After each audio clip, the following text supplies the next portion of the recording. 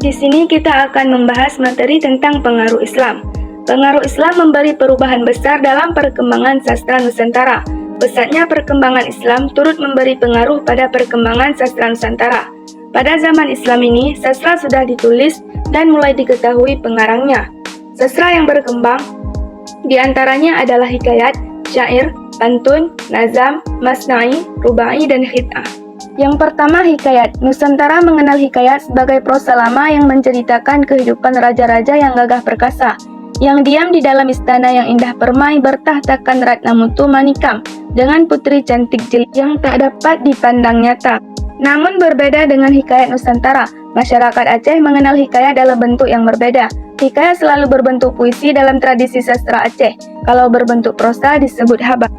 Jenis-jenis hikayat. Berdasarkan kandungan isinya, hikayat dapat dibagi menjadi beberapa jenis, yaitu hikayat agama, hikayat sejarah, hikayat safari, hikayat peristiwa, hikayat jihad, dan hikayat cerita atau novel.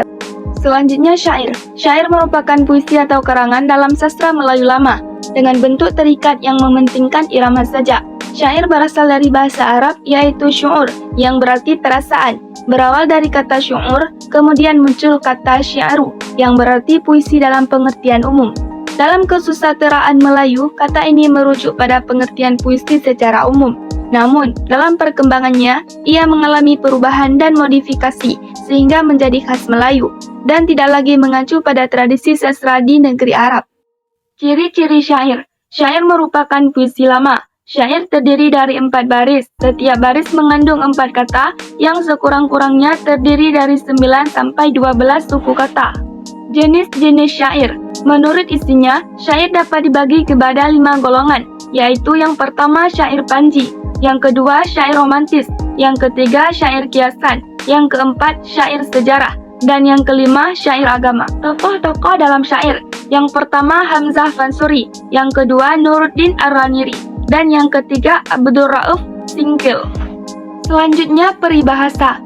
Peribahasa adalah kelompok atau kalimat kata yang tetap susunannya dan biasanya mengiaskan maksud tertentu.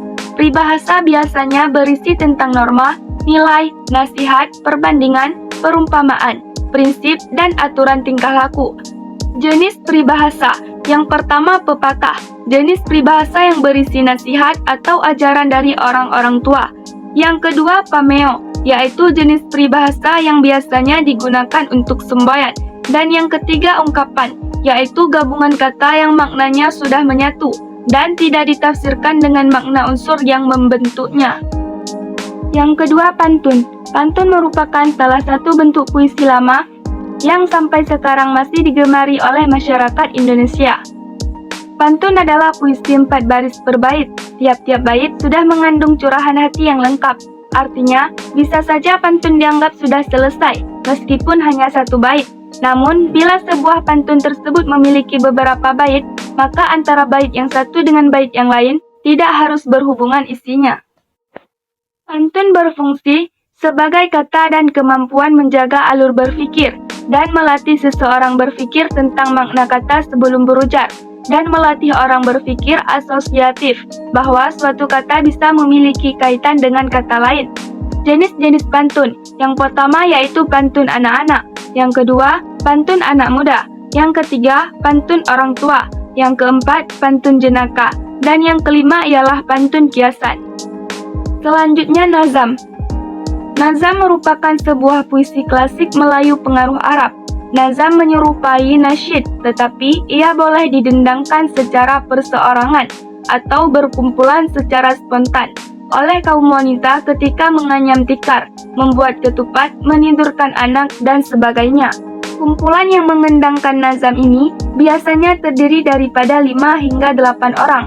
Nazam dikatakan berasal dari Parsi, dan pada abad ke-16, nazam dibawa ke Asia Tenggara melalui pedagang dan alim ulama. Nazam dicipta oleh alim ulama yang mempunyai ilmu yang mendalam mengenai agama. Selanjutnya Masnawi. Masnawi ataupun sebutan lainnya Masnu'i, dan Masnawi merupakan bentuk puisi yang berasal dari Persia dan dibawa ke alam Melayu. Masnawi berfungsi sebagai panduan, pengajaran, dan nasihat kepada pendengarnya. Ciri-ciri Masnawi adalah sebagai berikut. Yang pertama, puisi lama yang terdiri dari 2 baris sebait. Yang kedua, skema persejakannya berpasangan AA, BB, CC, dan seterusnya. Yang ketiga, berisi puji-pujian untuk pahlawan atau tentang perbuatan yang penting-penting. Yang keempat, ikatan yang terdiri atas 10 baris, baris suku karangan 22. Dan yang kelima, bersuku kata 10, 12, sampai 14. Dan selanjutnya rubai. Rubai adalah jenis puisi Melayu lama yang berasal dari sastra Arab Parsi.